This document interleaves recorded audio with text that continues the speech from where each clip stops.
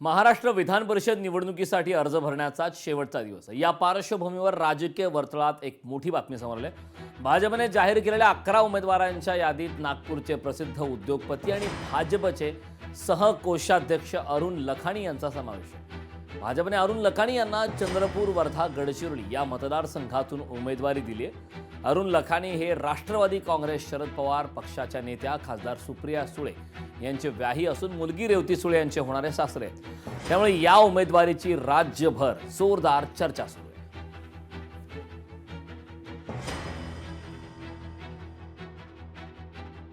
लखाने जे आहे हे जन्मजात आरएसएसचे जन्मजात आरएसएसचे कार्यकर्ते, समर्थक, पदाधिकारी सगळ्याच बाबतीत आरएसएसला ताकद देणारे असे ते सद्गृहस्थ आहेत। लखाने जे आहेत ना, जे काही काँग्रेस पक्षातून तिथे गेले नाहीत किंवा शरद पवार साहेबांच्या राष्ट्रवादी काँग्रेस पक्षातून भाजपमध्ये गेलेले नाहीत।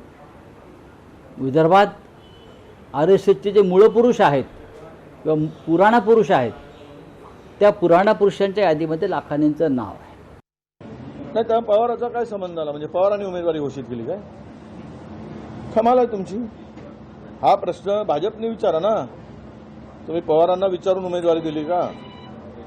भारतीय जनता पक्षाने उत्तर दिलं पाहिजे। मी त्याच्या संदर्भात काय उत्तर देऊ? पण एक आहे की यांना उद्योगपती, मोठे लोक यासाठी लागतात आणि स्थानिक कार्यकर्त्यांचा विसर होतो यांना वारंवार। तर सुप्रिया सुळे यांच्या व्याह्यांना भाजपच्या माध्यमातून तिकीट देण्यात आलं, त्यावरती सुद्धा आता चर्चा होते। वर्धा, चंद्रपूर आणि गडचिरोली या विधान परिषदेच्या मतदारसंघातून ही उमेदवारी देण्यात आली। कोण आहेत अरुण लखानी जाणून घेत। खासदार सुप्रिया सुळे यांचे होणारे व्याही।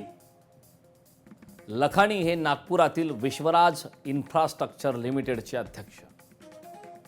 पायाभूत सुविधा आणि पर्यावरणपूरक प्रकल्पांमध्ये त्यांनी काम केलंय। नितीन गडकरी, देवेंद्र फडणवीसांचे निकटवर्ती आहेत।